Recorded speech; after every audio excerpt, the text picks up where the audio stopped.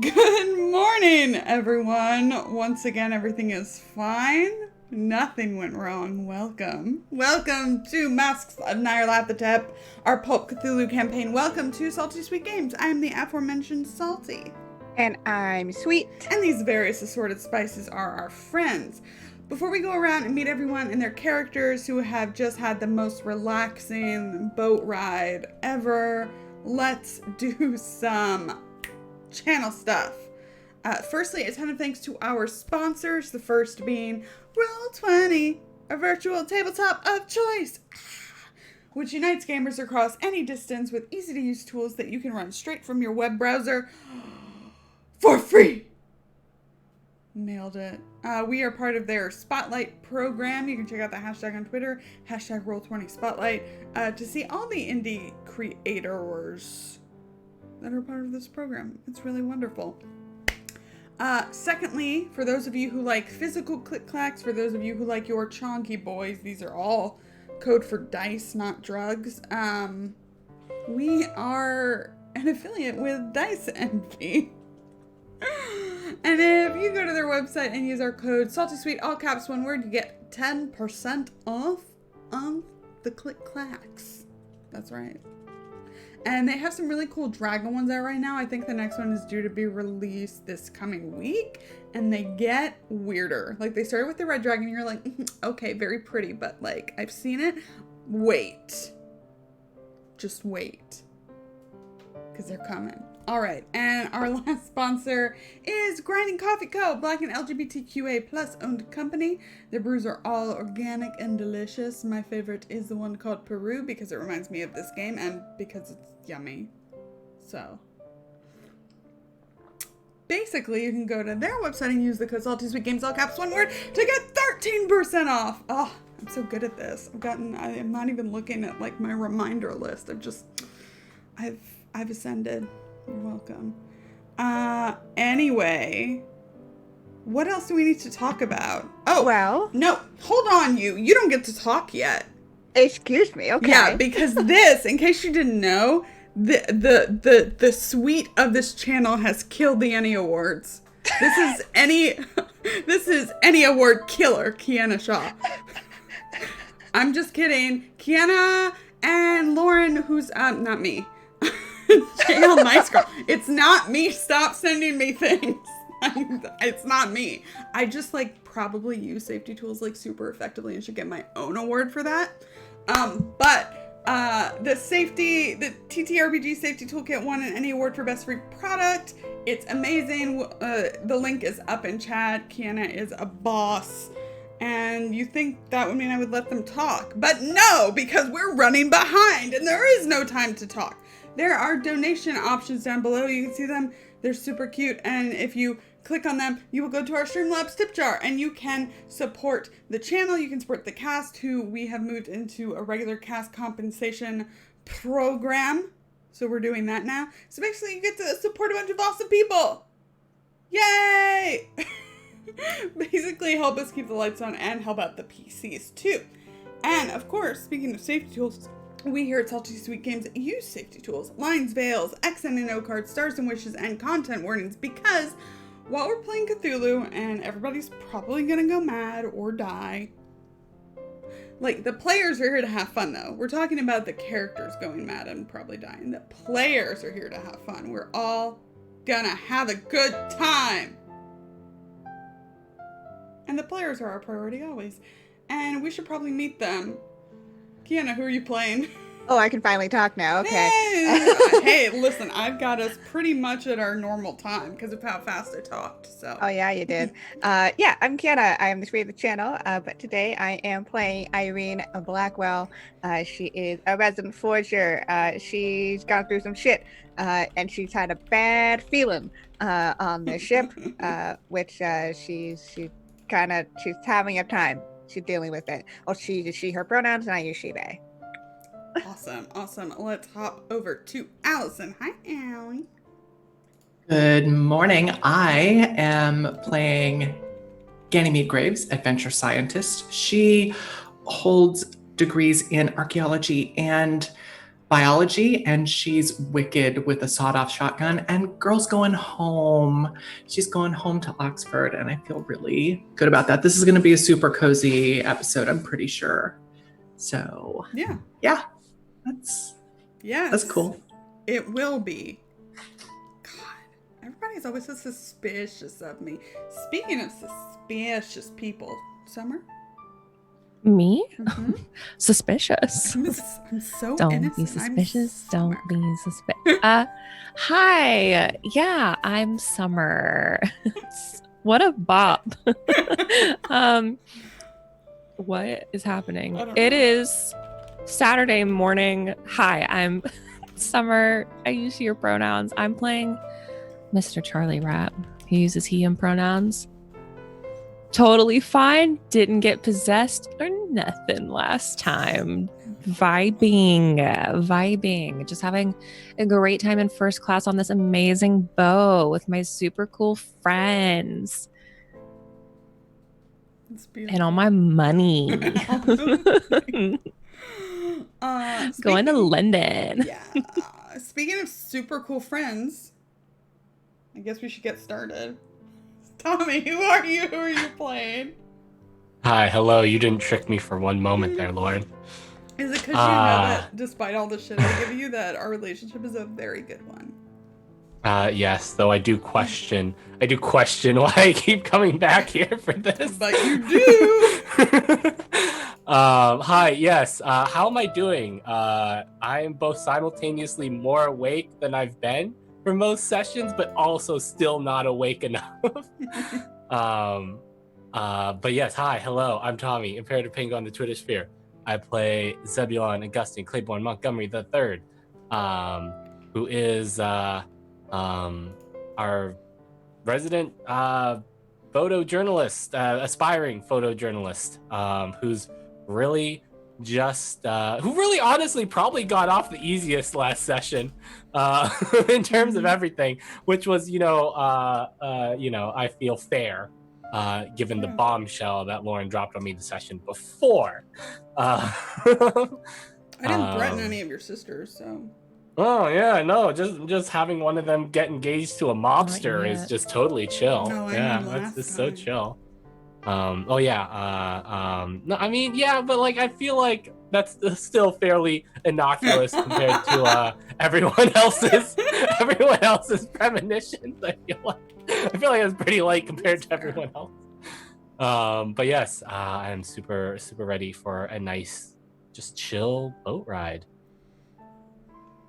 Excellent. Okay. We're going to hop into this recap. I'm going to recap so fast you won't even know what hit you. Last time, we got on a boat, namely the RMS Corinthia.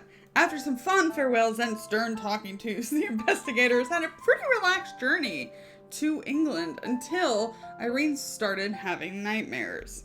There was also a sidekick aboard, like super cash, Miss Jasmine Pink, who oddly avoided the party for as long as she could.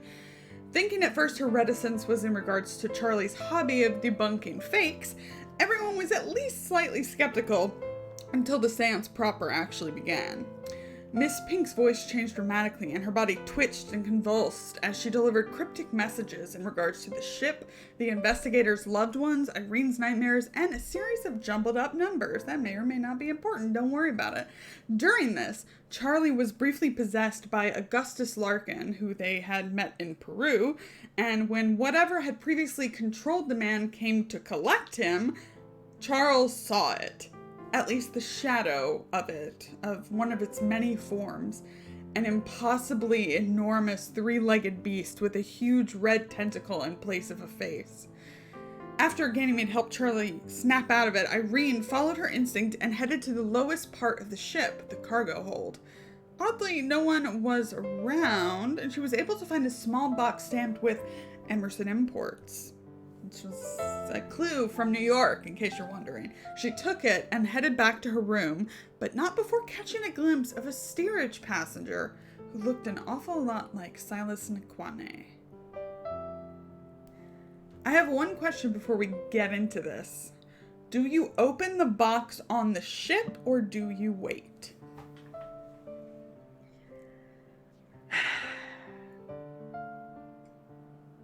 I am going to wait.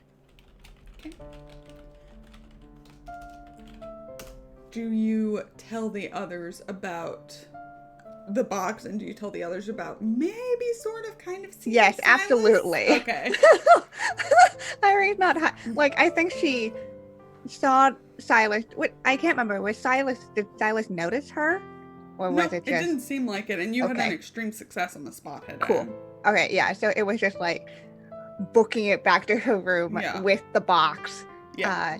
Get to her room, shove stuff in it, and then like immediately closes it, and then just goes next door to find everyone else and go like, So "Hey, yeah, I found some weird shit." Let's open with that then. It is the late hours, or I guess you could say it's the late hours of Monday, February 23rd of 1925. Where do you think you gather everyone? In your room? Probably in my room. Okay. It's the easiest, Scandalous. and I don't really want to move this box. Sure. Who would? Who would? Okay. I have something to say. Yes. What would you like to say? Yeah, last time I was a little bit out of it because I was about to do Otterthon, Mhm. and I thought Silas was inside the box, and that's what I wrote in my notes. Yeah, I'm gonna be honest here with you. I also thought Silas was inside the box. I wrote Silas in a box? 4 question marks. Allie, tell me you didn't write that. Would it be the weirdest thing that had happened in this game? I did not. Okay. We have had people in boxes. in boxes We before. have recently. Yeah. Silas is not Sorry. in the box. In the box. Silas Cool. was Sorry. in steerage in third class. Yeah, great. Cool. The box is Cool. not that That's big. all. That's fine. Is Irene just carrying Silas to our No. room? The other thing is, how would she have carried him? Okay, you know what? Okay, okay, we are all gathered in Irene's room. There is a box that is not big enough to contain a human body. Nope. No. Not even a contortionist? Nope. I'll have to tell Lindy that. Yes, it contains an Oh, Italian boy. contortionist. Okay. Yeah. So as soon as like everyone's kind of gathered inside, it's probably cramped with like 4. It's a nice room, but it's meant for 1 or 2 people, not 4 people.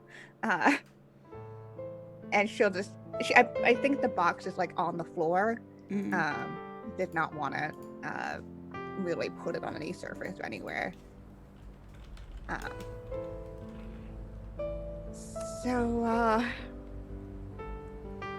Recently I've been having nightmares, and people on the lower decks have also been having nightmares, and I thought that was weird.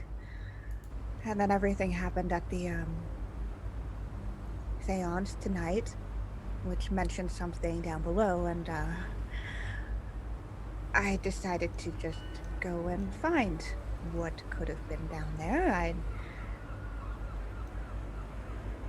found this. It's, Emerson Imports, the same company that was importing things for that shop.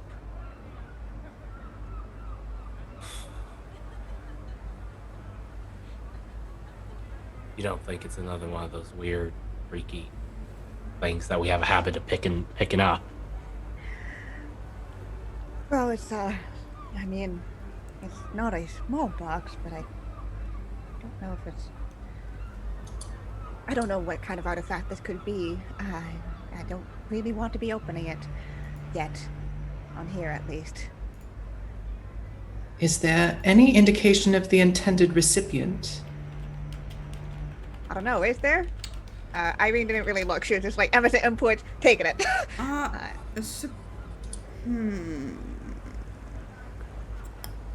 That is a great question. Someone make a luck roll. Because I haven't decided if there's anything I in am there. not lucky. Hey! Hard success. Oh wait, I want to do it too. Hold on, I probably should open my character sheet. I just need Wait, one. But... I want to do it too. Okay, you can do it too.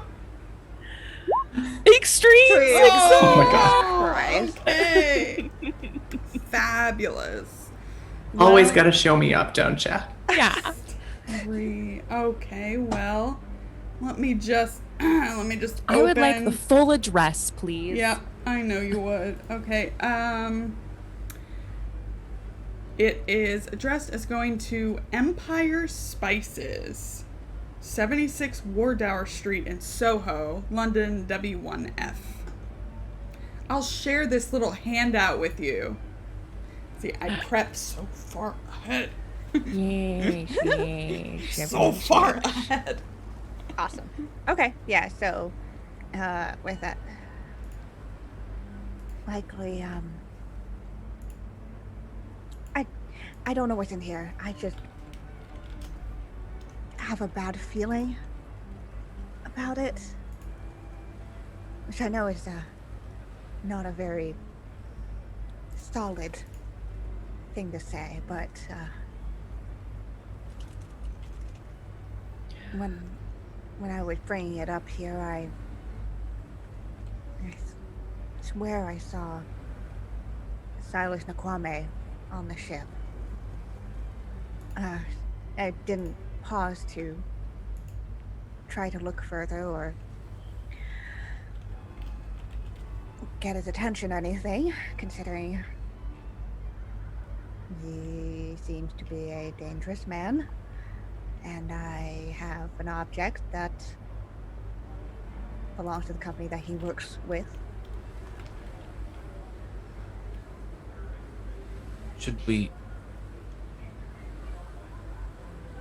not try to apprehend him while we've got potentially him in an enclosed location? I mean, he is a wanted man in New York. I mean, potentially. We'd only have, what, a day with us to do that. You dock in the morning. Yeah. Thought so. Well, I for one think we should open it. What, now? Here? Yeah, now. I mean, what's more suspicious, us opening it here or us lugging a box that clearly doesn't belong to us off the ship? At least if we open it here, we can figure out what's inside and we can decide if it's even worth us looking into. Rather than getting caught stealing, you know? I would like to, you know, not be kicked off this boat for good. I mean, that's fair. It's just that whole seance and speaking about the ship sinking. And this thing that's attached to whatever was going to be angered by the ship interfering. I don't know, I just have... Oh, we don't have to.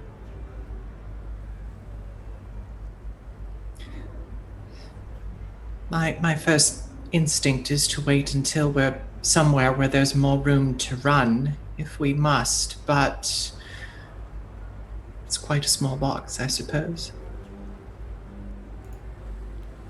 I mean, Lauren, just so we know, how big is this fucking Right, box? yeah, no, I should establish that more clearly.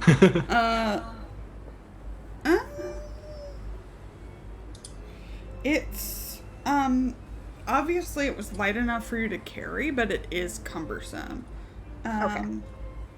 If that helps. Like, it's not Yeah. So it's bigger than my frame.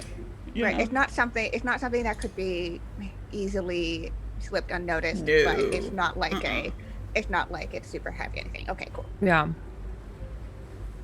Yeah, that helps.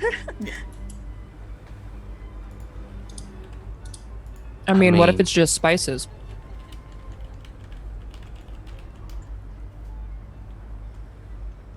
I mean, No? it could be.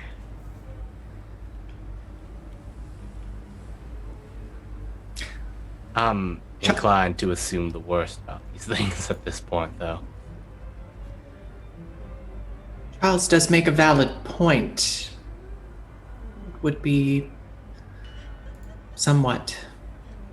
might be somewhat suspicious if we were seen trying to leave with this under our arm. I'd almost rather know now. If it's something innocuous, then we can return it to the hold. And if it's, something smaller than the box is big, we can break it down and pack it into our personal belongings. If it's something that we need to look into further.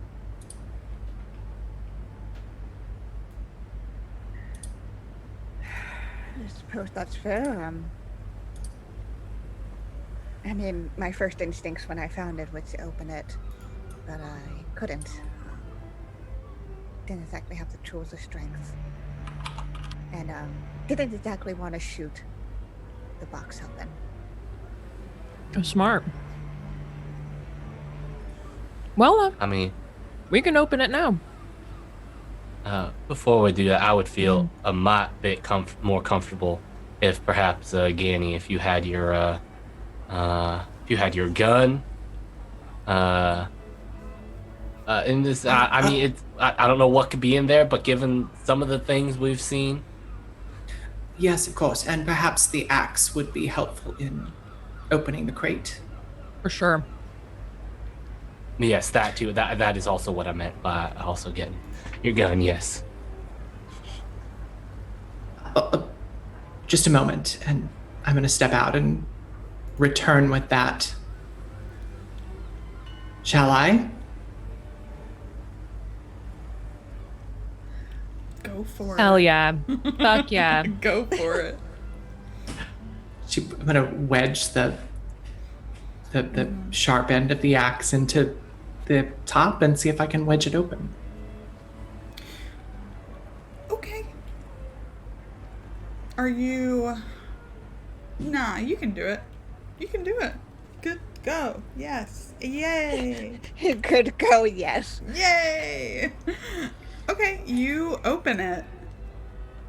I think I very gingerly sort of lift the lid off with the axe and ready to respond if necessary. Nothing jumps out at you yet. There's like, I guess what's used for packing, like straw or something. Yeah. Weird cut up straw. Yeah. So that's like on top.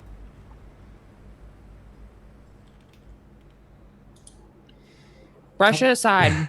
Yeah, we're there. I'll put my hands right in there if nobody else will. Okay. Inside the crate, I have a whole... There is a carved wooden mask. Let's see. Super fun. Yeah. You can make... I would take an anthropology, archaeology, whatever. It's a hard success. Okay, And they're not the same as the masks we've seen before, correct? Correct. Okay. This one, you can see why the box is so big. It's not just like a regular mask. It does seem to be African in origin. There's, basically there's like a thick corded neck portion with this basket-like reed, feather, and fabric collar that hides the wearer's face. On top of that, there are 4 hideous faces, kind of each on one side. There are no straps or ties that you can see. It is grotesque, and I will show it to you. Boop. Oh, fuck yeah. I mean, it has Oh, hell my yeah. God. Maybe, wait, let me What get it. Let is me see if that? I can show it to chat.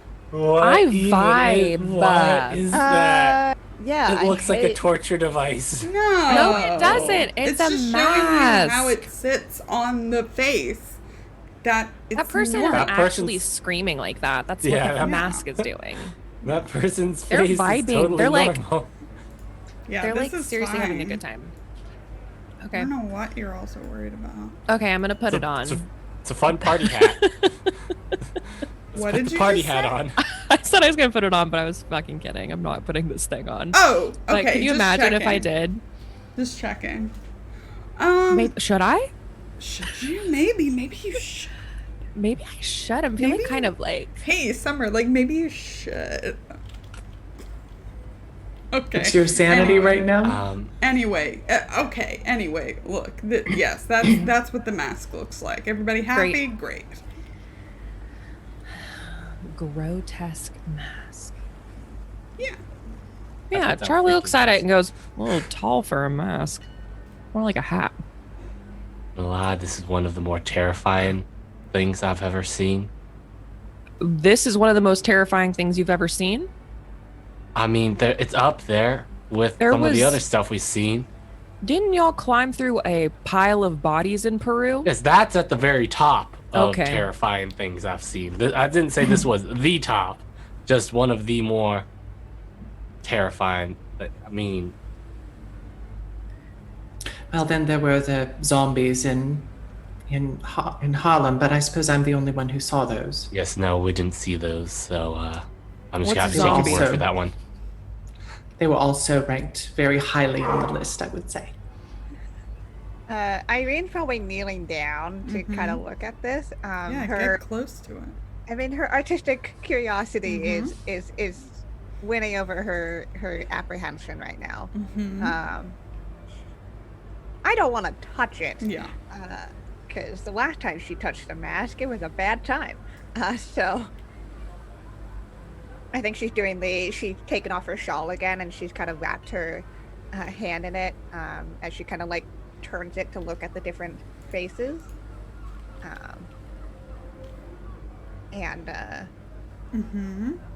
I mean, she's gonna draw it. Yeah. Obviously. Great. Okay. Let me see if I have any details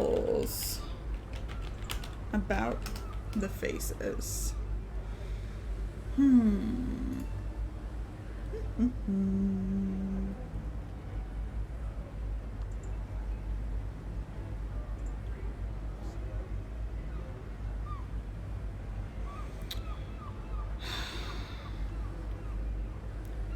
One of them, it's that same odd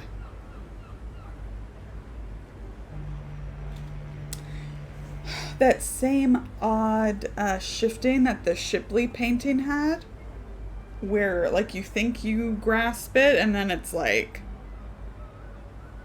gone.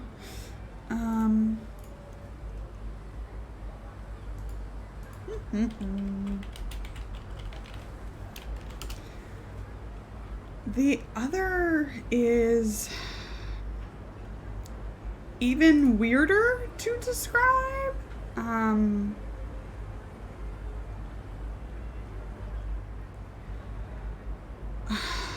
How would I describe this? That's the hardest part, isn't it?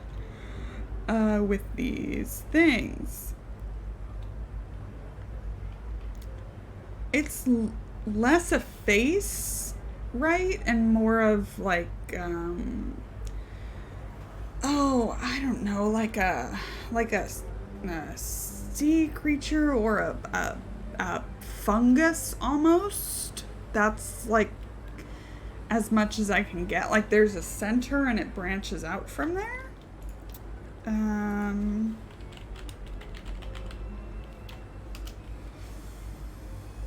And the third, the third.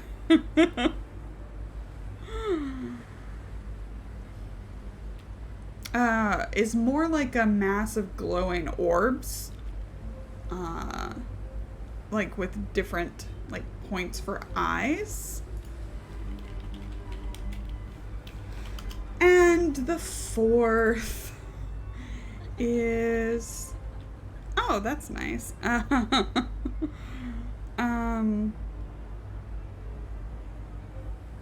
The fourth looks more like a man.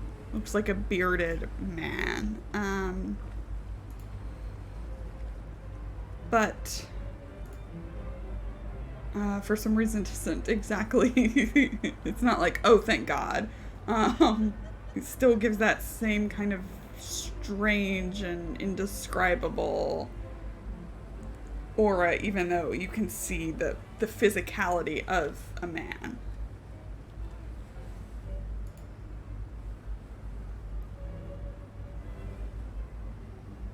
Cool. Great. Awesome. Love that. Yeah, that was fun. Yeah. That was fun for me too. You would say an elderly man. Okay. Yeah, an elderly man with kind of bearded and long hair, but definitely doesn't look like frail. Okay. There we go. Sounds good. Yeah, so Irene will kind of be like turning them all over, and she will be like looking at it pretty intently as she switches between the faces, until it gets finally to the back to where it was originally resting. And then she'll sit down on her bed, which is basically just like she just pivots and sit down because of how this room is, and she'll take out her sketchbook and start drawing what these faces look like and what the mask looks like.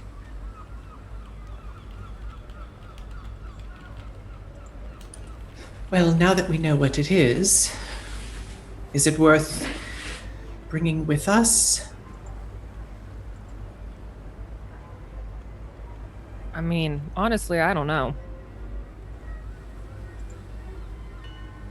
What would be the point?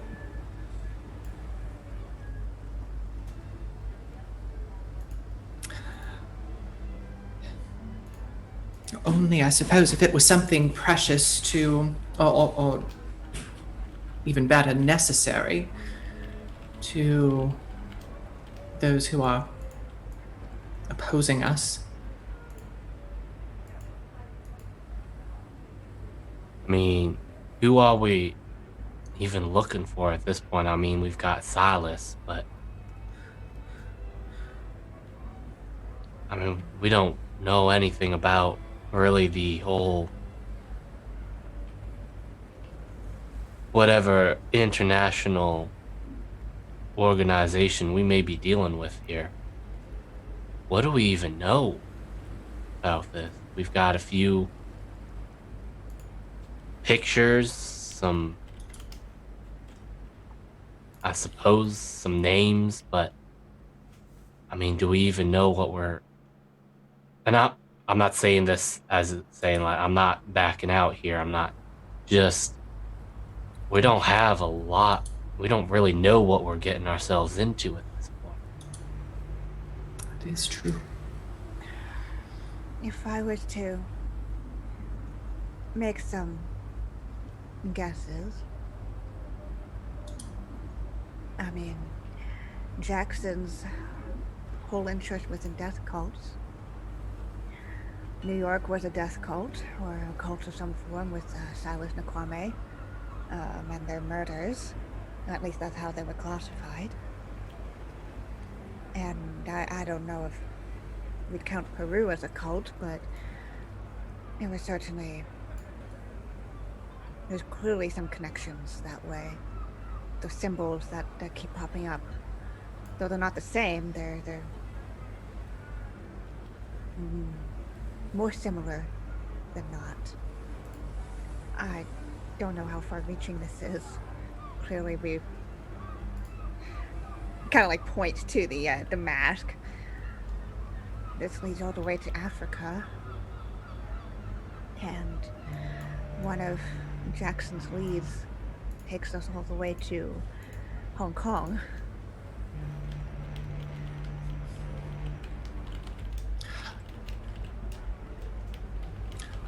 I'm inclined to leave it behind. We know where it's going. Agree. Perhaps one of us could perhaps trail it, see where it leads from this last place? Or, this is interesting.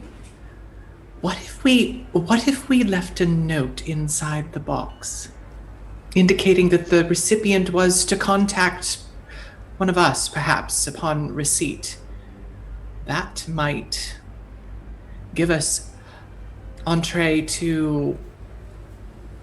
Well, what I really mean is it might prevent me from having to break into some place again. I'm not sure that my diplomatic immunity quite applies in the same way here on my home soil.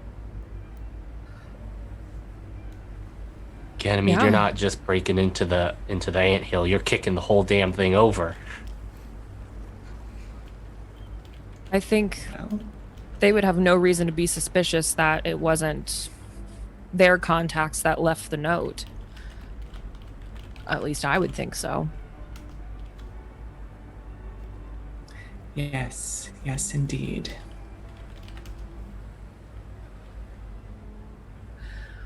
I don't have any better ideas at this point other than sitting outside a spice shop and waiting to see what happens. And if we're trying to not be suspicious,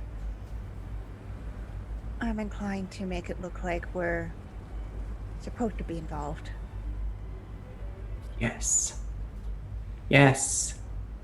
Lauren, Oh, I'm yes. assuming Hi. I would have made arrangements for us. We would have already had like a place that we're staying, right? So this is the thing. Sure. Your booking begins on March 1st, just because Fine. booked semi last minute and then upgraded Yeah. semi last minute.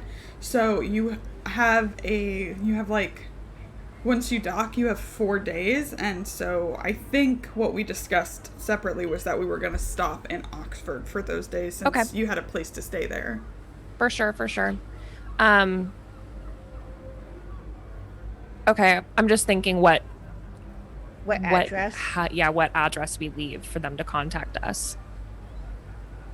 It would probably be the Oxford one if we're going to be there for 4 days. I would imagine that the box would get to its recipient before we get to London. Yeah. Or we could put the hotel and then we could call and check each day if there had been any messages. That's true. Or we could Perhaps- if we do leave before a call comes in, we can have it forwarded us at the hotel. I mean, it all works. I think perhaps we don't leave an address for potentially, men in headbands to come and No, cut our guts out. No, we'll just leave a number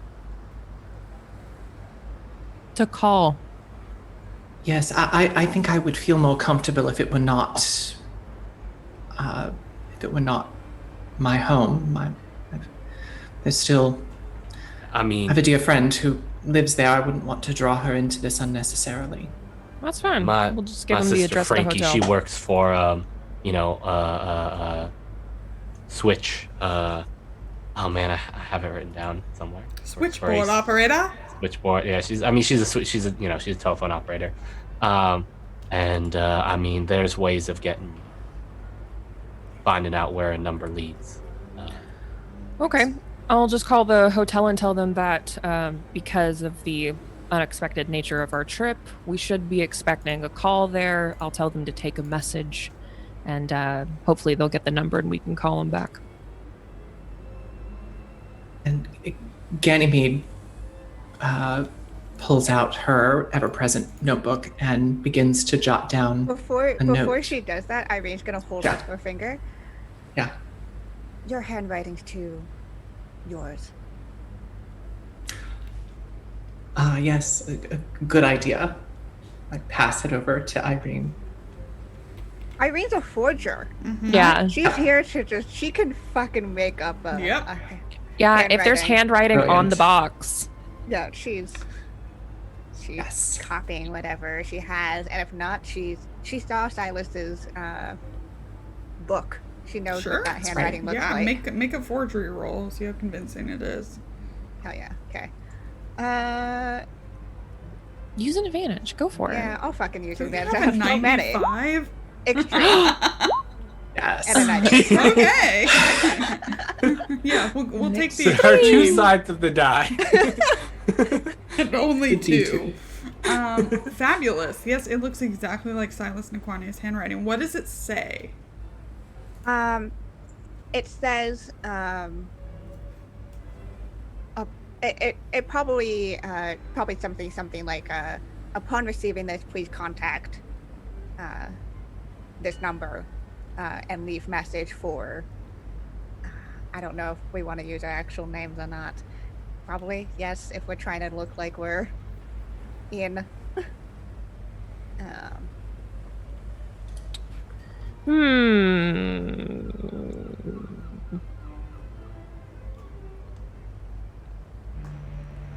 that's the fun part of this, is trying to figure out how obvious we want.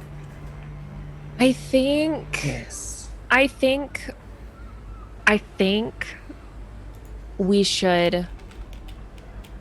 we should use Jackson's fake name. Oh, that is a wonderful idea. Which is, and I will go back Okay, I remember it if you don't. I will hold on. It's on I the- can do this. I could just tell you what it is. Jesse Just- Hughes. Yeah. So I think what it'll Note be, please contact this number, and leave a message for Jesse Hughes Associates, Mm-hmm. and that'll be the note. It's brilliant. Brilliant. Okay. Yeah, and she'll put it in under the like on the mask under the straw, Gotcha. just so that it will require, like, it doesn't look like it's just been slapped on top. Like, it looks like Right. it's part of the whole package. Great. So start to repackage it. Yeah. And I'll hammer the nails back shut with my axe. Okay. Who brings it back down? Zeb will offer to take it back down. Hot. Okay. Zeb, as you go down there, I'd just like you to make a spot hidden check. Like a super casual one. Nope. Okay. Cool. When you get down, you do notice that it's that same thing with that Irene noticing that there's no one here and there obviously should be. Like, to protect passengers' belongings. It's very odd, to say the least. But you are able to just put it back in the room wherever you'd like. Do you do anything else while you're down here?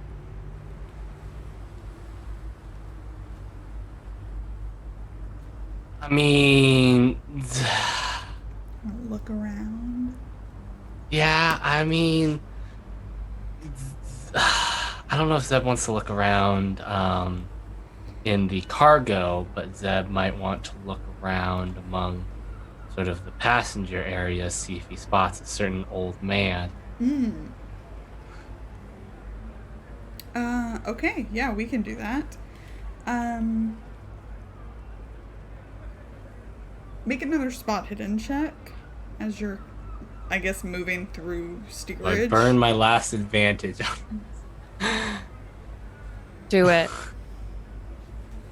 Do it. Alright, I'll burn Do an it. advantage. Nice. Hard success. Nice. Okay. As you are moving through steerage, it's late enough that people are starting to go to bed. I mean, there are a few people, like, coming in. You see no sign of Silas Nkwane or anybody really matching his description. I think with a hard success, like, the only interesting person you see is a black woman with green eyes, very beautiful, dressed a little too nice to be in steerage. Yeah. But, like, obviously has, like, come down from above. Like, maybe she was out on the deck or whatever, but, yeah, dressed a little too nicely to be staying in steerage. Oh, okay. That's the only thing of interest. My instincts say that this is an NPC with a little marker above their head that I should go talk to. But right now, I'm trying to figure what would Zeb's approach even be at this moment that doesn't come off as creepy. Sure. It's just like, I couldn't help but notice that you don't belong here. Just like, Like, you're gonna get that's- smacked. Go hit on her. Yeah, like, Hit on her. That Go ends hit up on her, with that's Zeb what she smacked, wants. 100 out of 100 times. Why don't you offer to escort her? See, that also. I mean, it's weird for, her to be wandering alone. Maybe she's lost. Maybe she's drunk. Who knows? Maybe she's drunk. Just use your Zeb charm. You can't be. Just turn on the charm. Turn on the charm. The awkward charm. My charm, my awkward charm. There you go. Yeah. Yeah, sure. I think that. Yeah. That probably sounds like a good approach there. Excuse me, miss. Are you looking for anything? She kind of like stops and turns, and again, you can see like this woman is stunning. Like, cheekbones, green eyes, like long braided hair, just gorgeous. And she stops in her tracks. What did you say again? I was distracted by how pretty she was. Miss, are you looking for anything? I'm looking for my room. And her accent is definitely a little strange to your ears. It sounds like a mix between British and something else. Can we have a picture, Lauren? I would love to show you a picture. Hold Thank on. you. I'll show everyone a picture. I'm sure everyone's Desperate. dying to see. And then I'll Desperate give to see. you my modern Oh, I'm gonna put this out here. Face All this cap. awkwardness is entirely like real to Zeb right now. like, Yes. like, Zeb is such an awkward. Zeb is such an awkward bean. When he's not being a straightforward sort of shooter with me. I love. Where's our face claim? Where's our modern? I'll put the modern face claim in our Twitter chat. 'Cause I picked it out specifically. I'm so excited to Yeah, see It's it. so beautiful. It's like, I wow. need it. Okay, I'm coming. Here she is. well, She's in the chat. She's in it. Can't remember her Oh, name. well, hell yeah. Well, I'm gonna suspect that you perhaps know where your room is at this point. I'll just check and see if there's anything I could help with. Are you lost? No, I'm just passing through. Are you drunk? Not that I. Not that I. Wow, I'm just having a hard time getting No, back that's a to my good one. accent here. That's a good one. That's very southern. No, not that I am aware of. I have not. Oh, had it. I'm sorry. Although, it's I mean, your accent is. Don't think I'm familiar. oh well. No, I mean, I certainly could use a drink after the evening that I've had, but no, I'm not drunk. This is I mean, this is I don't think I have an accent. I mean, I just speak normal like.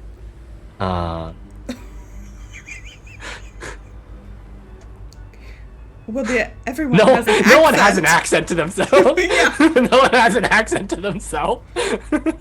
Just speak normal, like. Just speak normal. I'm a normal speaker. I mean, I'm gonna suspect that perhaps. I mean, I'm from Charleston. He's definitely forgotten where he's from for a moment. He doesn't know where to go from this. Like, he's gotten himself into a situation, and he's just like, oh no, what have I done? I have no idea what to do here. That's just like, I mean, I'm from Charleston, so mayhap, I don't know if you're familiar with the area. I'm not. I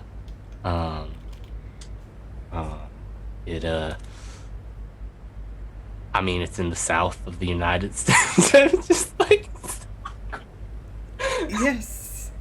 This isn't how you do it, bud. This isn't how you do it. We're gonna be on the boat the whole. I'm sorry. I'm just, now that I know You're that so you beautiful, I don't, can't talk. that you don't need anything. I'm not quite sure. I'm just gonna go and find. You said you had a bad night. Yes.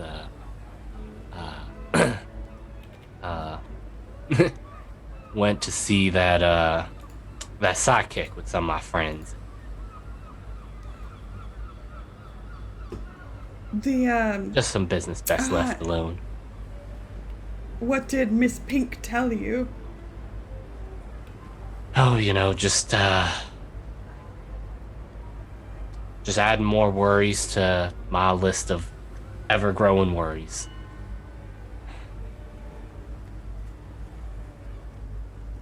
I mean, I'm not sure, like, I don't know how much to buy into it, but, I mean, as far as what she said to me, I mean, it really could have been like a good educated guess. I mean, it's but I mean, she perhaps said some more personal stuff to my friends that makes me a little more worried. Oh, you're traveling with a group. Yes. I'm with a few friends. We're heading out to London. Business or pleasure? I'm gonna be honest. I'm not really sure which at this time. A little bit of both. You're not sure of a lot, are you? I mean, if there's one thing that I've, learned in life is that the only thing I really do know is that I know very little.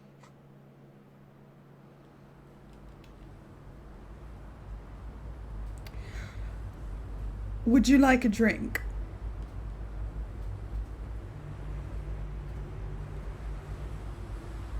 Are we allowed to, like? I mean, have we seen drinks being served on this boat? Given that it is. I think once you were out of New York, yes. Yes.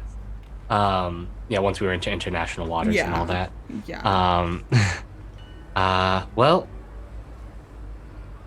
I can't say that I'm one to turn down a good drink, especially after a long day. And I mean, it has. Yes. Would you like a drink as well?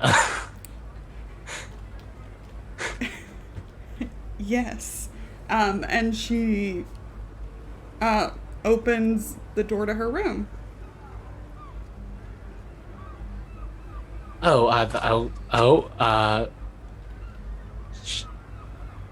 Are you a brandy man? What kind of alcohol would Ganymede's boat serve? Normally, would it have any? I feel like Ganymede's whole family is like a whiskey family, but it's like whiskey, or are they like scotch, sailors? like whiskey and scotch, right? Or they like rum? I don't know. Yeah, no, it's definitely whiskey and scotch. Nice. I can't say that I am, although I'm haven't really had the chance. A lot of places I've been have been mostly scotch and whiskey and moonshine and rum. But I mean, I'm interested to try. Yeah, she. Zeb steps in, I Yep. guess.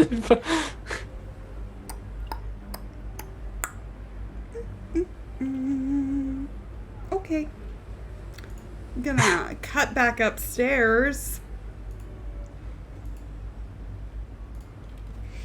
What are y'all doing? What is it? How's everybody's night going? Getting hammered. Are you kidding me? It is our last night on board. Yeah. Drinking just so much, especially after the seance Sure. that we went through. And probably just hanging out in one of our rooms, I would assume. If we were already in Irene's room, I mean, we're all in first class, so it's like all these rooms are fucking beautiful. So probably just hanging out, wait for Zeb to come back, if ever. Yeah. But There's definitely at some point during the night where Irene's definitely like, where the fuck did he go? Like, yeah, I think Charlie's like, you think you got lost? well, I don't think so. I mean, it's a fairly straightforward ship. I can't recall. Does he have a gun at this point, or does he not? Nope, no gun.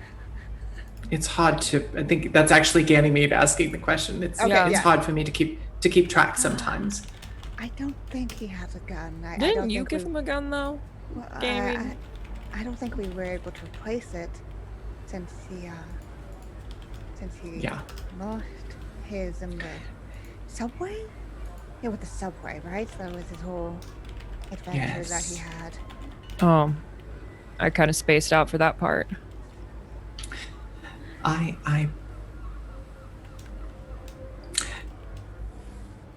think he can take care of himself. Yeah, I would say so. And I'm sure that he'll show up at one point or another. Maybe he's just enjoying our last night out here on the open sea. No, he's young. He's able to do what he'd like to do. How old is Zeb now? Zeb is 22. Oh my Great. God. 21. He's 21. Everyone else is in their late 20s, early 30s. Yeah. Zeb is baby.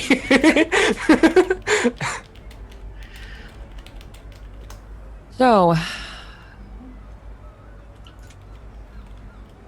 are you excited to go home, Ganymede?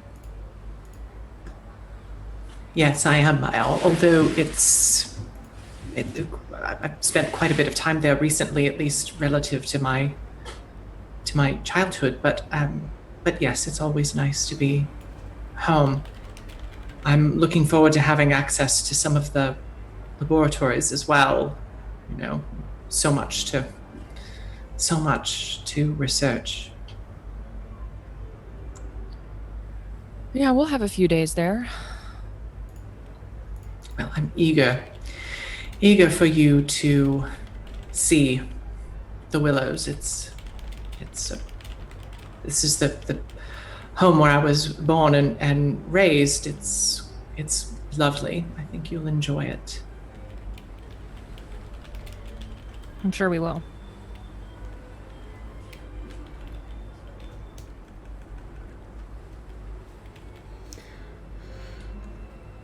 Wonderful. Nothing's been going on. Don't ask me about it. We're just partying, you know? Yeah. Lots of suspicious looking dice Rolls, rolls. yeah. Roll 20. No. No. We are perceiving. You perceive nothing. You don't know anything at all. I see things. No, you don't. I see things. No. Do we know what those things are? Yeah, in a second. Zebulon comes back after like an hour of good times, and that can be interpreted however you want. No, okay. What? Nothing. He comes back. I mean, Zeb walks back in, perhaps a little drunk. Yeah. We are also probably a little yeah. drunk. Zeb walks in and says, I see that you've all been enjoying yourselves as well. It looks like you have too. Been having a good old time. Why don't you, why don't we, keep this party going? Why don't you pour me another one of those drinks there? What have you got there? Yeah, sure. We'll pour Zeb a drink. Irene remembers how many drinks it requires to make Zeb drunk from Peru, and she just kind of like tilts her head. Yeah, he seems like, I mean, you can smell a bit of it's brandy coming off of him. So you got up to some drinking while you were out then? I suppose just had, just need a few drinks to it's been a long couple of weeks, and just we've been in New York and America, and couldn't really legally find anything to drink, and I've needed a drink real bad for a little while, and I got to talking to someone, and we had a few drinks, and yep. Go talking to who?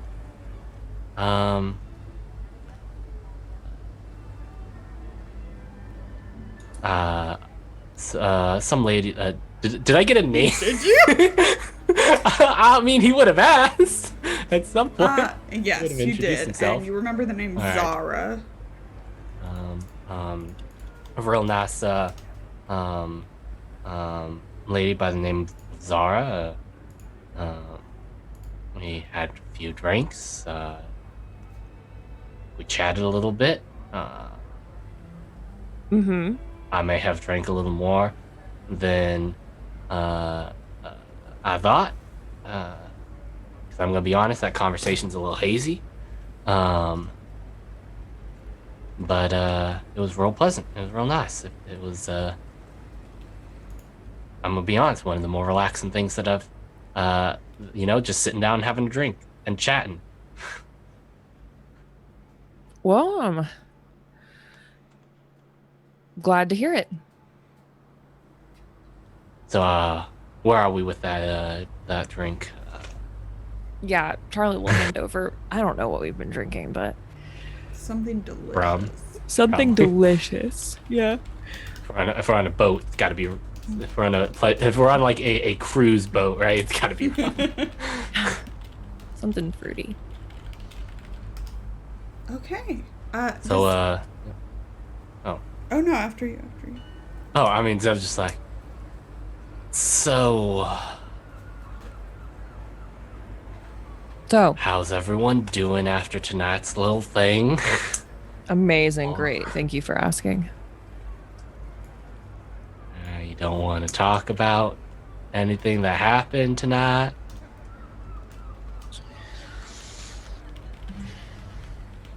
Nope. Fair enough. I'm just gonna raise his glass and then start drinking. Yeah. Charlie takes a real big drink after that. How dare you make me think about things? Not in the mood. Perfect. Does anyone else have anything to do before morning? No. Great. So, the RMS Corinthia docks the morning of Tuesday, February 24th, 1925. If you thought that the weather in New York was bad, It's bitterly cold when you arrive, and right now it's going kind of back and forth between rain and sleet. It is thoroughly unpleasant. And you are in Liverpool. And there is a train heading toward London, but of course you will be stopping before London in Oxford. And this is where Ganymede was raised, and where she still has her parents' cottage maintained by one Beatrix Oakley, her former nanny. Everybody, as you're headed toward the train, I just want Zeb to make me a spot hidden. Hey, anyone got those Advantages? in chat? Got those advantages You in need chat? Anyone got a fucking Just advantage? believe in yourself. I don't.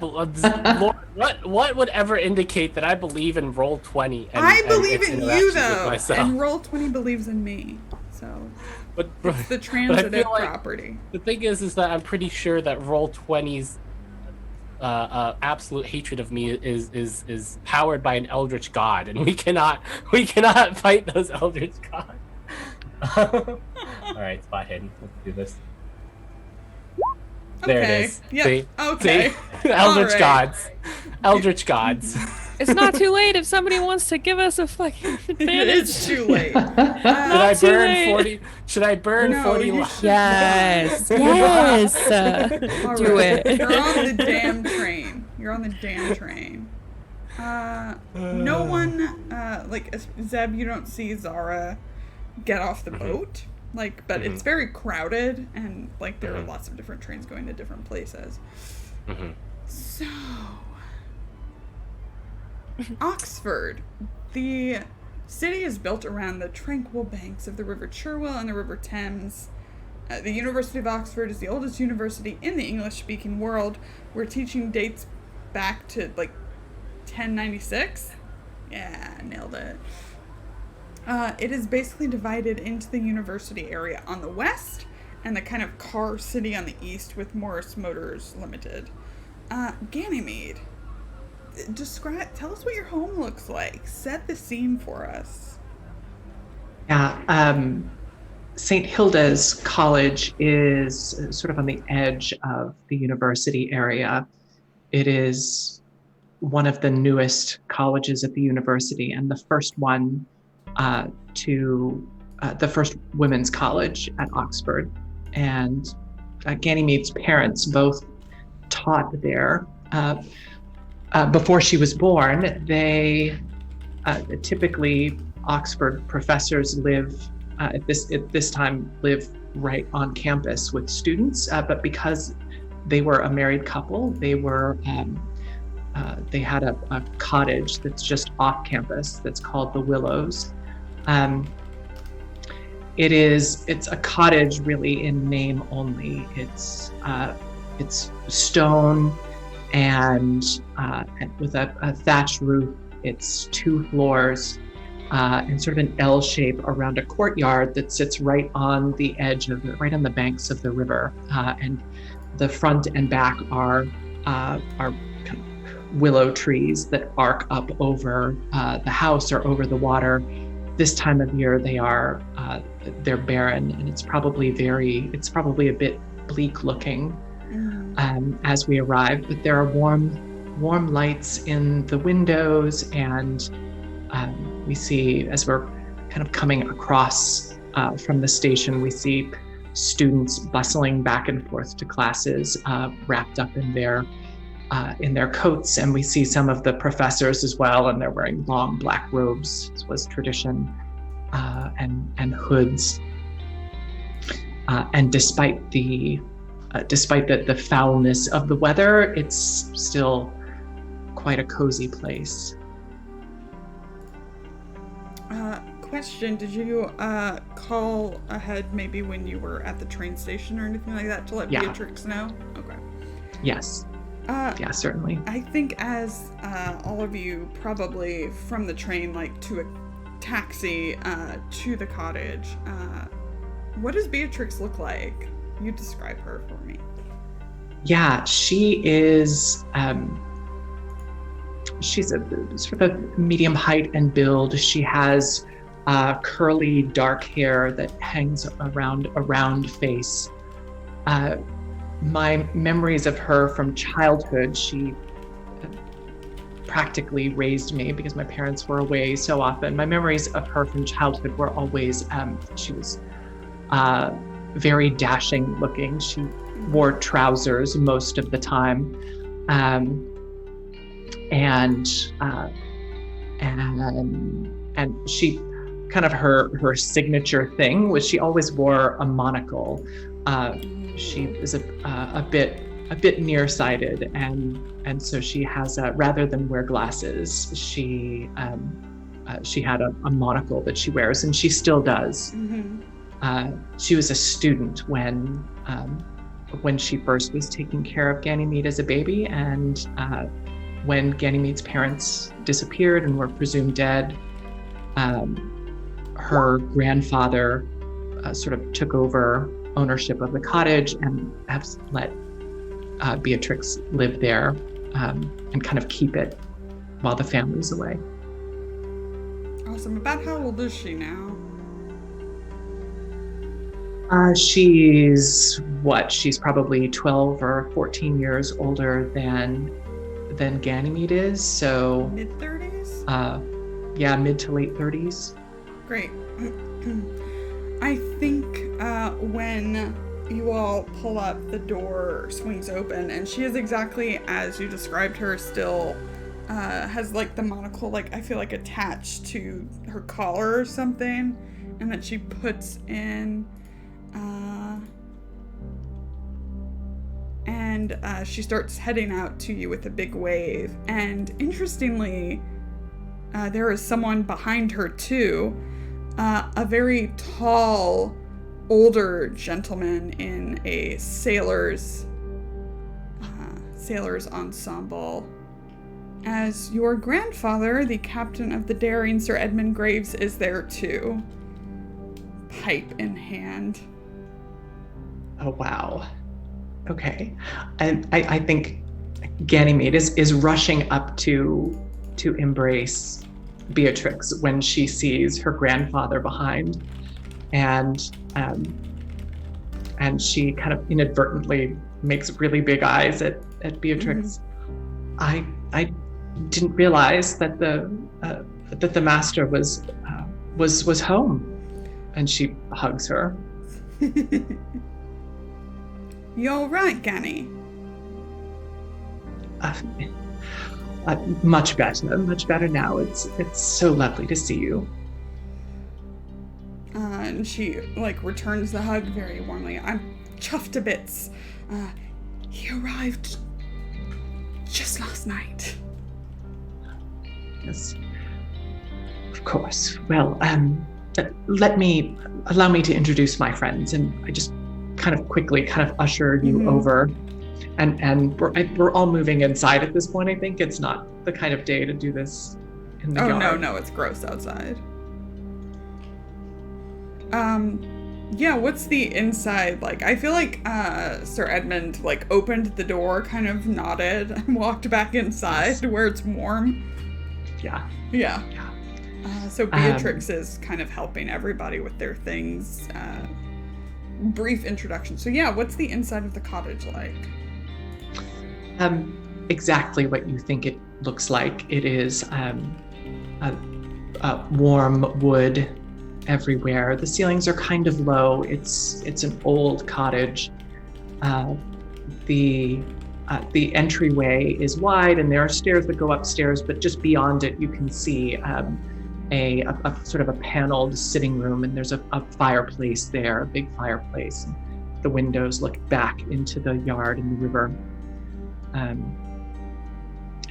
And it's warm and cozy. I think Beatrix probably has a lot of plants inside. I think she has plants in pots that normally would sit outside or kind of lining the floor of the entryway here this time of year. Yeah, so everybody comes inside again, very cozy. You see this very kind of austere looking captain by the fireplace as Beatrix orders all of you to take your muddy shoes off. Yeah, Charlie's, as he's taking off his shoes, he's like, it's a lovely home. Beatrix takes a do my best. And she kind of looks at like the big group. It's like a very big group for this. The cottage isn't small, but this is a lot of people all at once. And she kind of claps her hands together. Anyone fancy a cuppa? That would be lovely. They're American, right? Tea? Yes. Zeb will sort of immediately agree because Zeb has been on Ganymede's ship and thus has learned what a cuppa is. Yeah. I think Sir Edmund like gives you like a very proper but warm handshake. Yeah, Zeb will, reply and sort of like, greet him in sort of familiarity, obviously, because we've met. Yeah, I think as Beatrix was fussing over the rest of you, Ganymede kind of got a little bit ahead and went into the sitting room. And as her grandfather sort of looked up at her approach, she comes to attention and clicks her heels together, even though she's not wearing shoes, and salutes, and waits for him to return that salute. Oh, he does. Yeah. And then she comes over a little more warmly, and I wasn't expecting you to have beat us on the crossing. We docked in Bristol. Decent weather coming across southern route then? Not as bad as yours. Honestly, thought you'd beat me here. It was awful, but quite easily endured in first class. Oh. Kind of raises his eyebrows.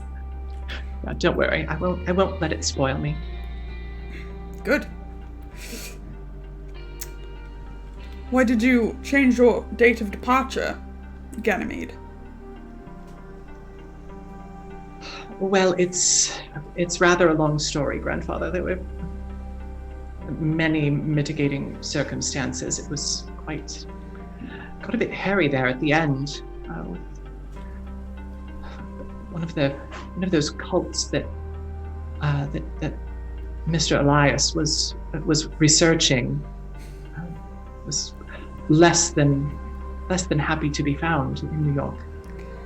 At the mention of Mr. Elias, I think that Sir Edmund obviously doesn't roll his eyes because he's too British, but kind of just clears his throat again.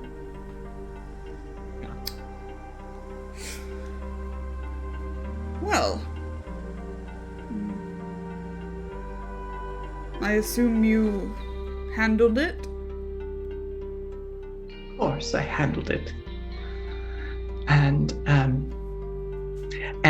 at this point, as the others are coming in and he's greeting Zeb, Grandfather, allow me to introduce to you Charles Rapp and I can't remember Irene's last name. Blackwell, yes, right. And Irene Blackwell, two very dear friends of mine who have been involved in the investigation as well. Is that what we're calling it? And he shakes the hand of Charlie and then like a gentler shake with Irene. Very proper. Well, you're all here. You. Beatrix comes back in with the tea kind of around the table in front of the fire. And she sits down. She's not like obviously she's not a nanny. She like keeps the house, really, and is usually the only one there. Yeah. So she makes herself comfortable. Yeah, Charlie will stand if there's not enough chairs for everybody to sit down. But make sure that everybody else who lives here is comfortable. He's not going to take up space. Yeah, Sir Edmund does not sit. Cool. Yeah. Just two guys Dev standing in also a room. doesn't sit. Right. Three Just a guys bunch of dudes standing in Just a bunch of room. dudes standing. You're all making me nervous. Maybe relax. My Yes. apologies. It's been an eventful time in New York. Right, but you're in England now. We know how to treat people here.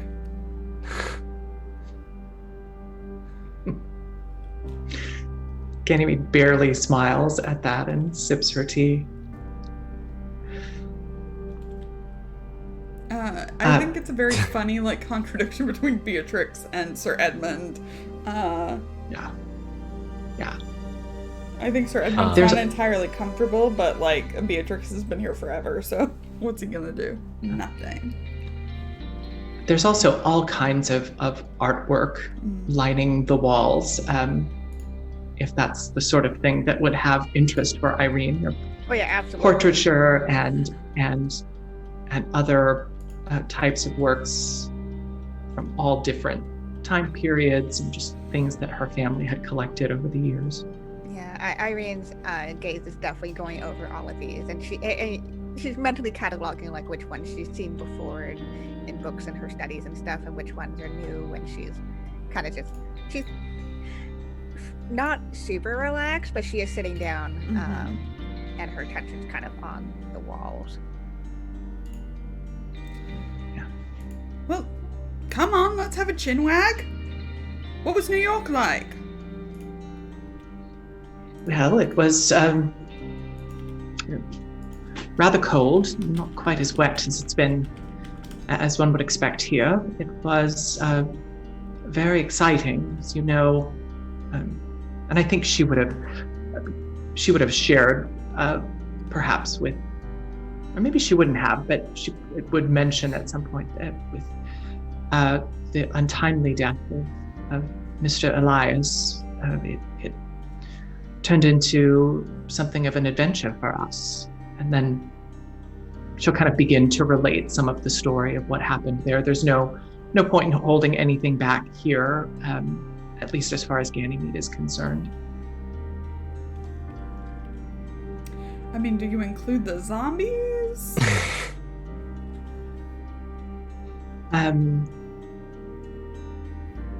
Yeah, I think she probably does, in as rational and scientific a way as she can. I think like during that, like Beatrix is like, oh, and Sir Edmund is more like, I'm probably still living but drugged.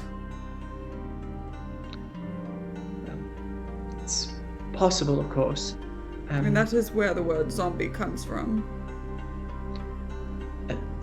Yes, of course, grandfather. And Ganymede's got a million things to sort of talk back at this point, and if it were just the two of them, she probably would, but less likely to be sort of, it would feel a bit improper in front of guests. So we're hoping. Go ahead. Zeb's just fine. It was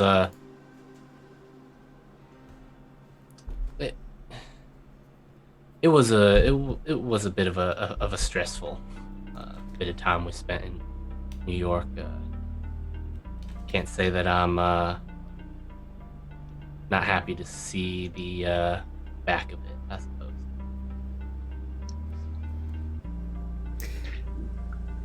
Charles was quite injured, but has recovered nicely. Yes. Yeah, feeling right as rain.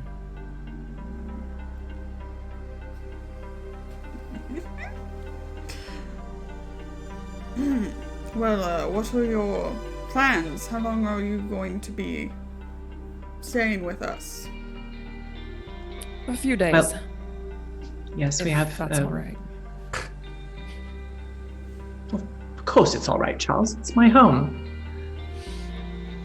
Big old raised eyebrow from Sir Edmund. Yeah. Hoping to use the libraries while we're here, as well as, and she looks to Beatrix at this point, and perhaps access one of the laboratories as well. For what purpose? I have a few samples I'd like to test, and this is the closest I've been to a proper laboratory since I left the Daring. Well, I'm sure something can be arranged.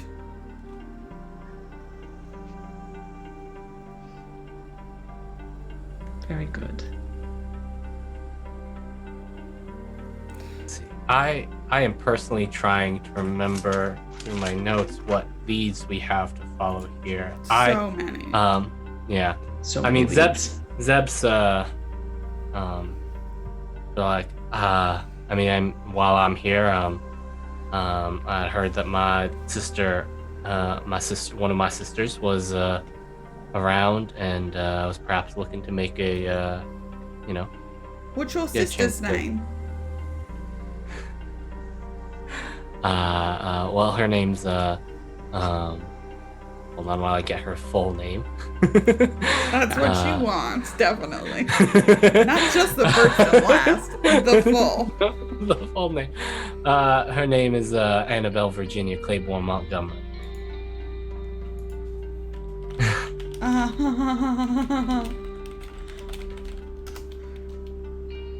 So, when you say that name, Beatrix gets kind of a funny look on her face, like she's thinking, but like kind of an exaggerated thinking, like she adjusts her monocle.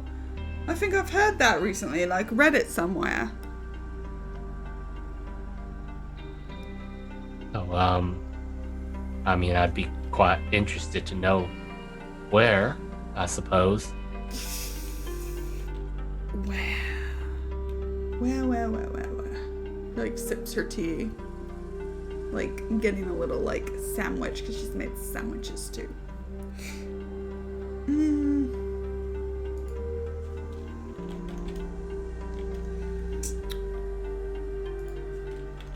Can't remember off the top of my head. I think I read it in a newspaper maybe. Is she famous or something?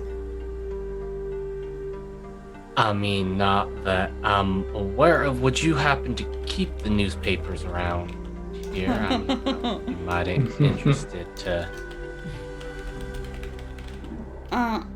You see,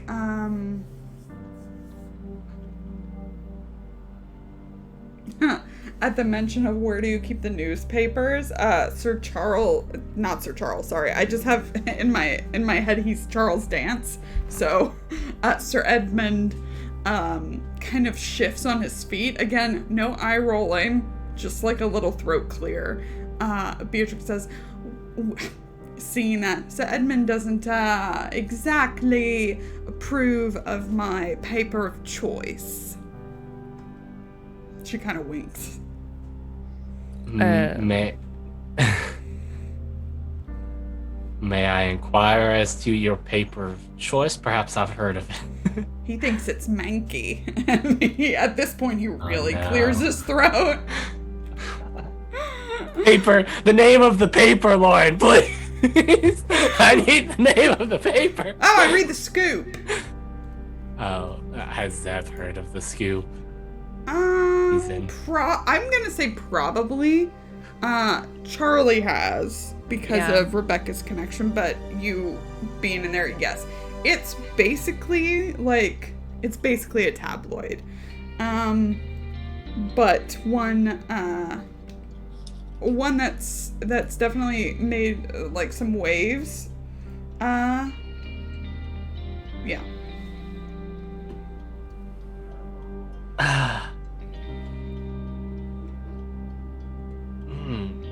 Yes, the Scoop. I mean, I have heard of it. I do a bit of work in the journalism industry. Oh, a writer. Yes, yes. I've done some writing for my, hold on one sec. I gotta remember For a whole the bunch New of stuff York I haven't thought about. Times? Well, no, so he started out doing stuff for the the Oh, only yes. things that he's had published is for the Charleston paper, right? Yes. I think he hasn't actually had anything published by the New York Times yet. So Yeah. I've had some stuff published from my local paper in Charleston. I have stuff everywhere. I have to remind myself of stuff I haven't thought about in a while. But I'm currently doing work for the New York Times. Fancy. I actually have a connection at the Scoop. One of my friends back in New York gave me the name Mickey Mahoney. I believe that he's just an editor there, but maybe you're familiar with that name. Yeah, he's the editor-in-chief. Read some of his opinion pieces. Well, if that is where you heard Miss Montgomery's name, then Zeb, I'm sure we can look into it further, but she is a fashion designer, so maybe it had something to do with that. And she, like, stands up and, like, puts her finger in the air and, like, walks into another room. More throat I'm clearing. immediately concerned. She comes Yeah. back with a stack of newspapers. Definitely in one of these. If you all don't mind, I'd definitely be interested to see. And Zeb's just gonna start scanning through quickly. Like, I think a skill that Zeb has learned is the ability to just read stuff until he finds what he's looking for Sure. through a newspaper. Make a library use check. Library. Wow, I haven't used that yet. Right? I was Right. like, wait, this is Cthulhu. We Yeah. barely used it. I don't even know if we Do I ever used use it. an advantage? I don't know. Do you, though? That's the question. You are so rich If with you- advantages at this point. If you fail, I'll just go in after you and just clean up. No. No, my library use isn't that good, but Maybe. you know, maybe. I mean, I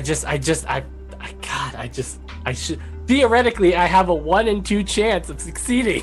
Just do it. Just go for it. Do it. Yeah, there we go. Or can I try too? Sure. I've been paying very close attention, and I might use an advantage. I'm gonna do Okay. it. Just do it. Success! Woohoo! Okay. So, with a success, you find a couple of things. Okay. Let's see.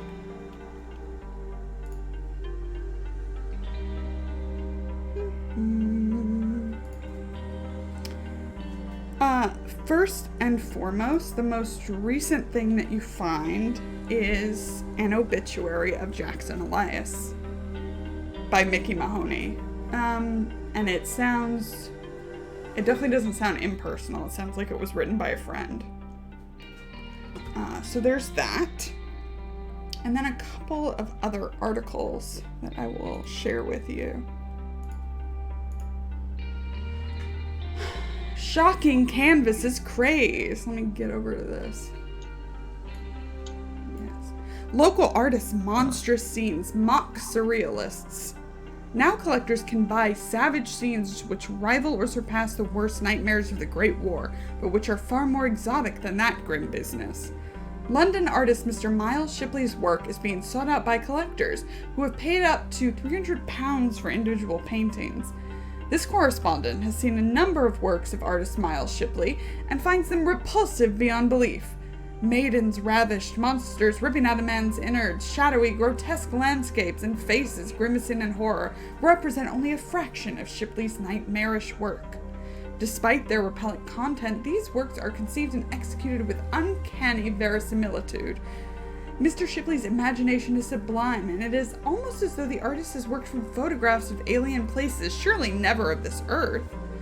The artist reportedly is in contact with other dimensions in which powerful beings exist and says he merely renders visible his visions. Mr. Shipley is a working class man without formal artistic training who has nonetheless made good where thousands have failed. Art critics say that Shipley provides an English answer to the continental artistic movement of surrealism, whose controversial practitioners have still to convince John Bull that the way in which a thing is painted is more important than what is painted. A tip of the hat to Mr. Shipley for exposing those frauds. Obviously nothing about Annabelle in there.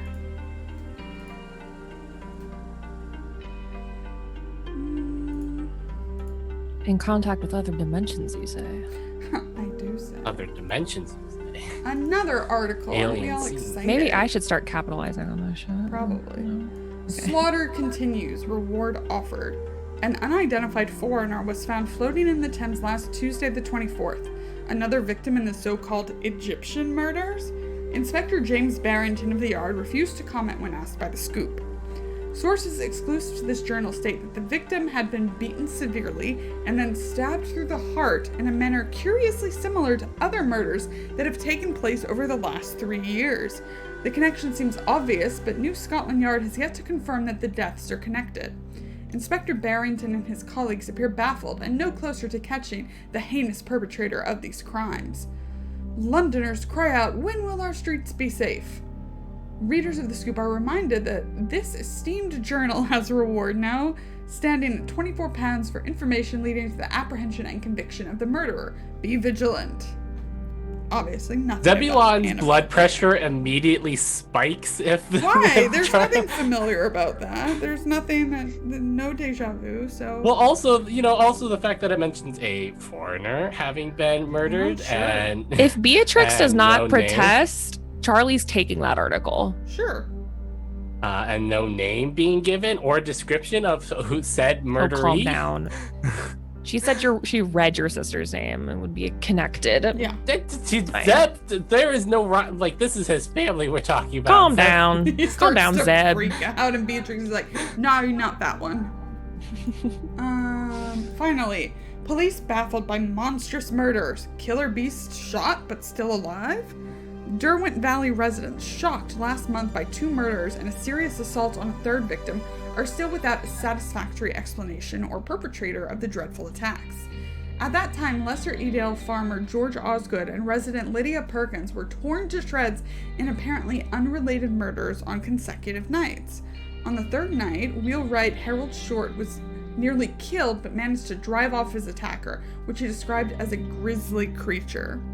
According to the Lesser Edale Constabulary, a rabid dog was shot and killed on the night of Mr. Short's attack. The police believe the matter to be closed.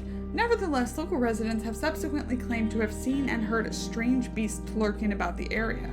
Reportedly, the good folk of Lesser Edale still endure sleepless nights due to the bizarre wailings of the beast on nights of the full moon. Readers of The Scoop are reminded of their esteemed journal's long-standing danger protocols and are advised that the picturesque cloughs of the Derbyshire Peak District have been declared to be a zone of high danger. Residents of the Midlands are advised to remain indoors at night and to report all mysterious happenings to the police and to The Scoop. And with this article, there's like a profile of Lesser Edale and like its most prominent citizens. No mention in the article of Annabelle.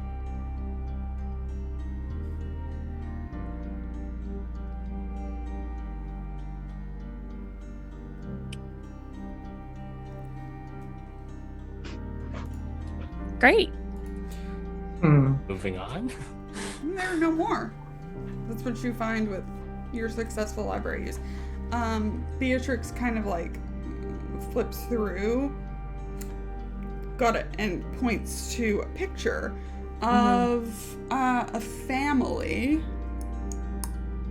The family seems to be kind of I mean, there are several in the area. You see like a vicar and a constable, and then there's this family, the Vanes, Lord Arthur, his son Lawrence, and his daughter Eloise, and in the picture is Annabelle, and it has her name credited. An American fashion designer visiting England. What was their last name? Vane. Vane. V-A-N-E. Does it say that she's staying with them? It doesn't specify. It says visiting. I knew it. Knew it was somewhere in there. Your sister's very pretty.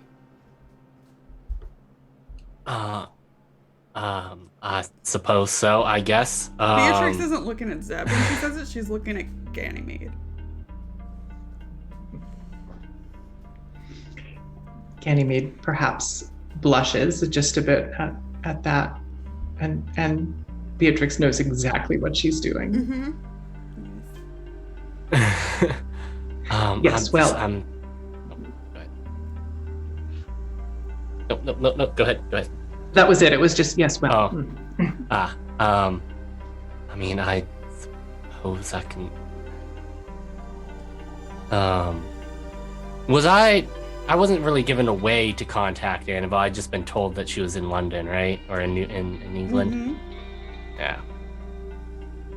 I mean, I suppose that. I'm not entirely sure what she's up to around these parts, but I'd be mighty interested to catch up with her. It's been a little while. I don't suppose there's a way to perhaps get in touch with the Vanes at all. I suppose you could go over to Lesser Edale.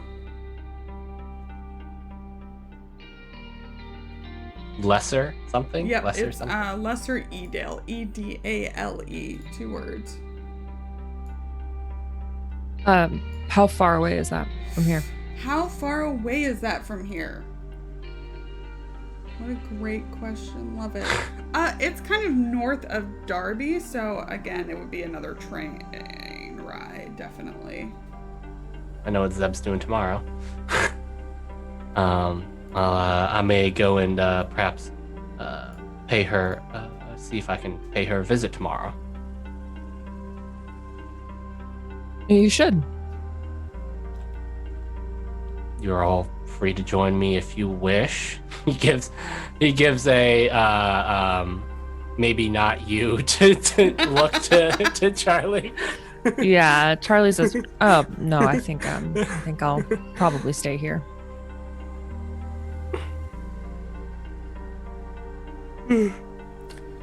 What time of day is it?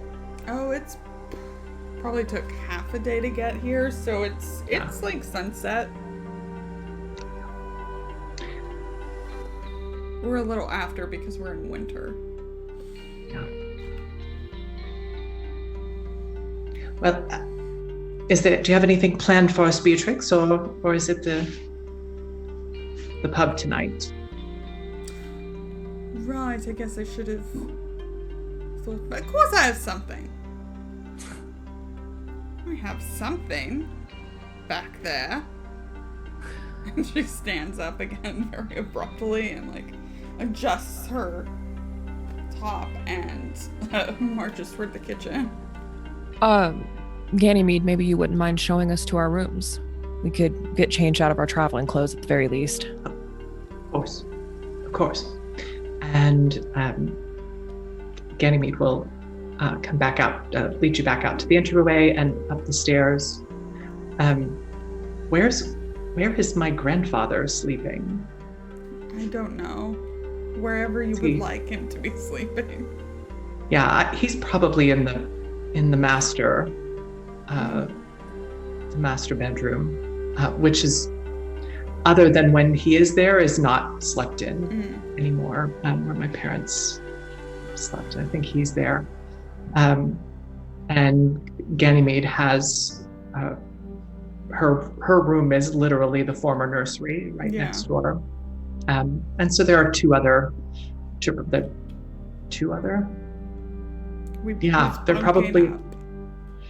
are probably only 2 other rooms.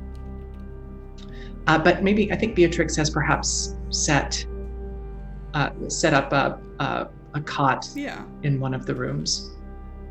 And Ganymede is just going to naturally assume that's for Charlie and Zeb. Mm-hmm. Makes sense. Yeah, for sure. So Beatrix is working on dinner. Everything is like super pleasant. Charlie, did you want to do something? Yeah, I do. Cool. Once I'm alone. No.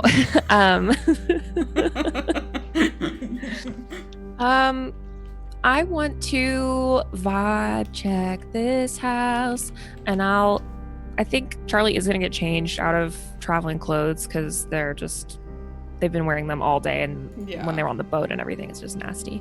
Yeah. And he is going to get out his tarot deck, and he's going to just start shuffling them as he's looking around upstairs. What in particular are you vibing with? So he's particularly reimagining and like reminding himself of that vision he had of what Ganymede says were her parents out in the desert, as he's kind of looking around and he's like honing in on their vibe, if that makes sense, like their particular energy, because this is where they at one point lived. So that's kind of what he's focusing in on. Are you doing this like you think it's the medium skill, or do you think it's something else? I think it is the medium skill, I would say. Obviously he knows that their spirits have reached out to him, or something similar to that has happened. Yeah. He isn't exactly sure. Obviously these visions are still very new and he isn't really 100%. They've only been triggered in times of like emotional stress for him. So he's trying to kind of, he doesn't want to put himself in that state, but he wants to put himself in a similar headspace where he feels particularly open. So I think it's a very like deep breathing, starting to like relax, try and completely like open himself up to that.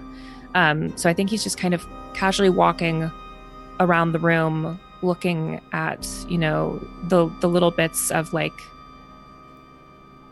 if there's photos or if there's like old trinkets or anything, and really like looking through it, and he's shuffling his deck pretty much the whole time. It's like a pretty relaxing thing that he just does while he's walking around. Okay, make me a medium check.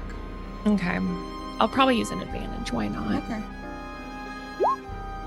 And this A hard place success. This place is covered with, there are photographs and knickknacks and things that they've That's what I thought. Yeah, picked up over the years. Yeah, it's full of that kind of stuff. Yeah. I think as you kind of starting the room that you're staying in, but then feel kind of compelled to wander out, mostly back into the sitting room. And you do notice for the first time, there are kind of the old style of photographs. The one that catches your eye is like in almost like a case that's connected with a hinge. And when you see them, there's no mistaking the people you saw in that desert vision are definitely these people, William and Phoebe Graves. And you find yourself kind of sitting on the couch in front of the fireplace. And those pictures are above it. And zoning out. And after a very slow blink, and you see a fire, but it's not in a fireplace, it's like a campfire out in, it looks like a jungle almost. And across from you, kind of flickering through the flames, partially obscured, you see them again, William and Phoebe. Young, I think. Not much younger than the vision you saw, though. They are on a blanket with like a net around them, like a bug net, basically. And they have 2 vials in their hands, and they're clinking them together. There's obviously an air of nervousness in them. The vials contain kind of this golden amber liquid that looks thick. They kind of cross arms and drink. And they don't pass out or anything. They kind of hold hands and lay back and fall asleep. And slowly they fade. The scene doesn't fade, they do. And then you're back in the room.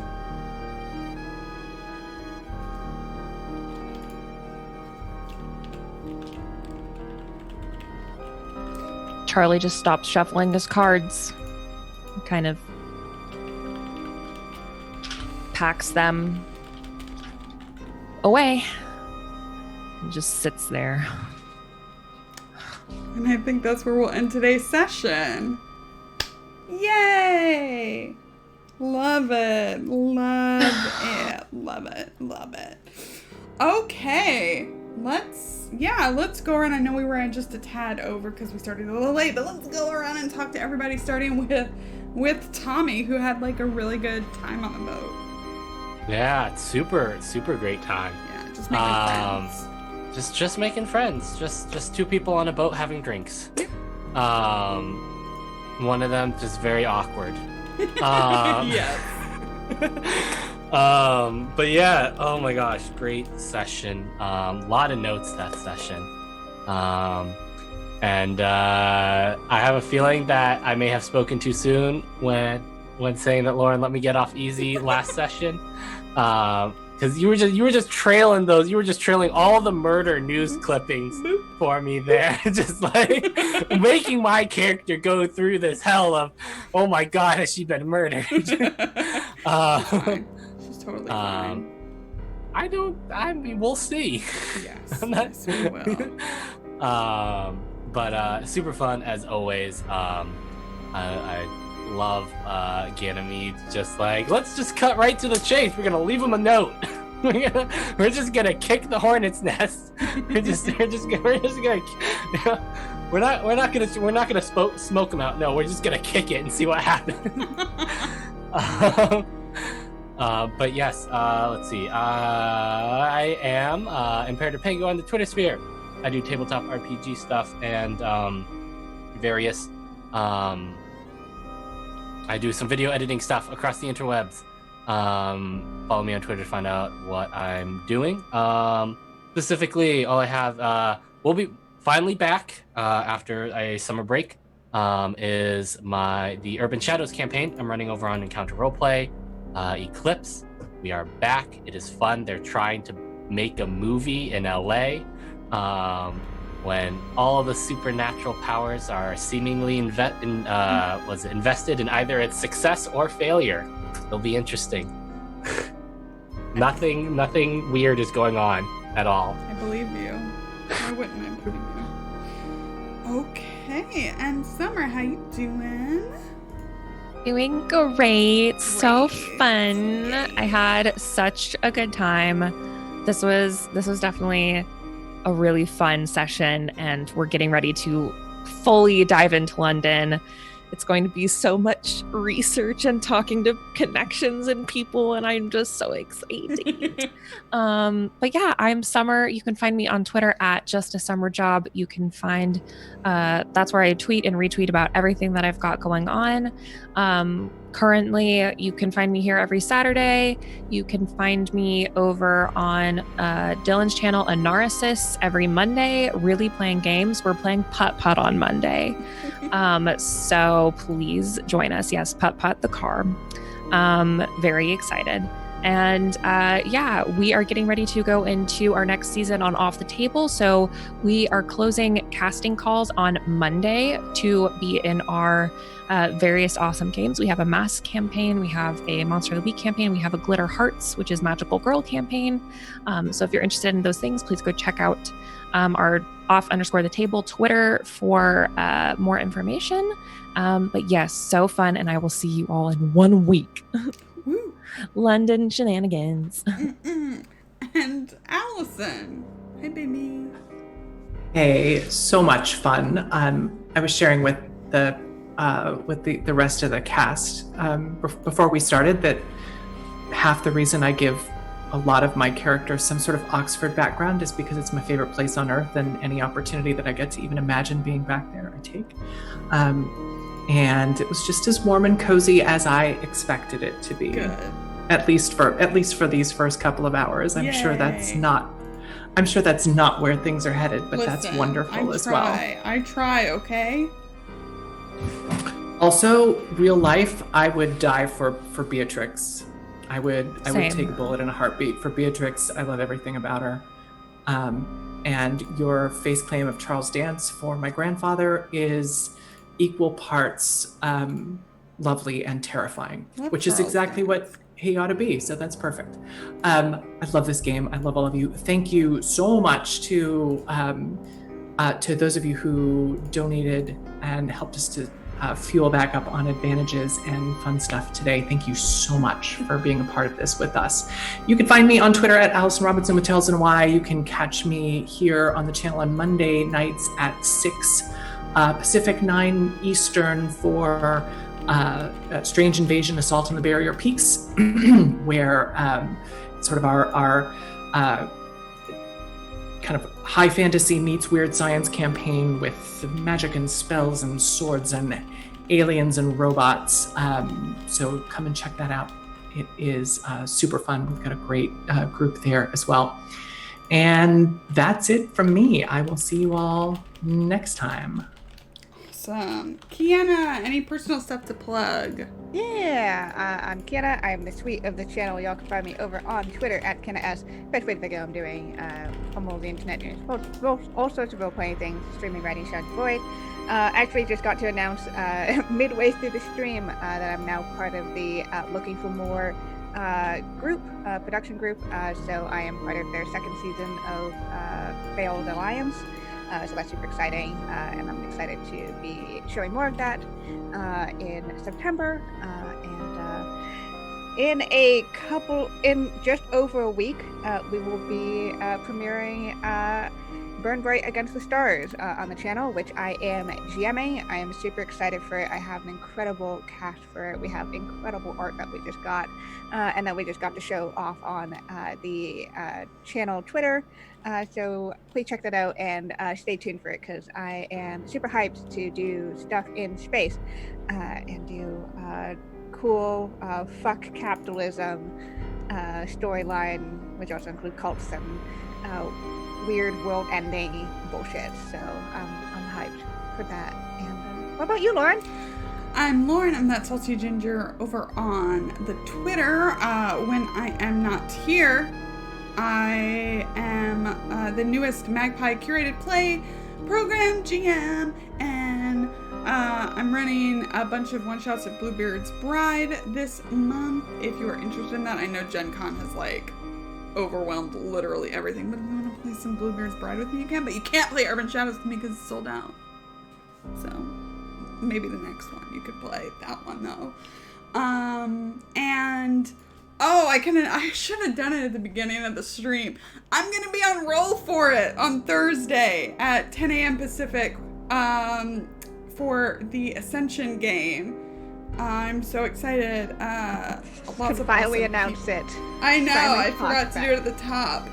My character's really hot. She's like a bubblegum pink tiefling with sexy shorts. She's a bard. Super hot. It's sexy shorts and a riding crop. Listen, I don't want to talk about the riding crop. I did not request it, but I'm embracing it. So that's gonna be really exciting. That's 4 hours of awesome D&D with really cool people. that I'm really excited to play with. So you should check that out on Thursday. Yay! I'm gonna be doing that for like 3 weeks. It's gonna be awesome. Otherwise, thank you to Roll20. Thank you to Dice Envy. Thank you to Grinding Coffee Co. And if you want very cute pretzel design that was made by Serena Marie, it's in our Redbubble store, and we'll link that, and it's the cutest thing in the whole entire world. That's it. Oh, YouTube, if you miss an episode. Twitter, follow us there. We just hit 900 followers. It was really cool. We won't be live tomorrow. Yes. It's my birthday, and I've got family stuff, so We're doing we will be offline tomorrow. We'll probably do a rerun of some Witcher stuff anyway, so if you want to tune in for that. We'll be back Monday for Strange Invasion, and then on Tuesday we'll likely do video games / birthday / any / 900 followers stream celebration thing in the evening, We'll 4 do, p.m. Jackbox or Yeah, Monster we'll Prom. probably do some Monster Prom and or Jackbox. So come hang out with us 4 p.m. PT and 7 or 7 p.m. Eastern on Tuesdays. We'll put reminders on Twitter and stuff. Go follow us there. It's probably the easiest way to find out. We're gonna go raid some friends because there's so many friends doing so many things. Oh yeah, there's all the Gen Con stuff. The too. Gen Con stuff.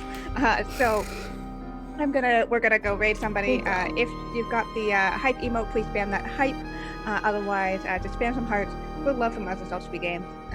We'll see y'all next week for the next episode of this. Bye. Goodbye. We bye.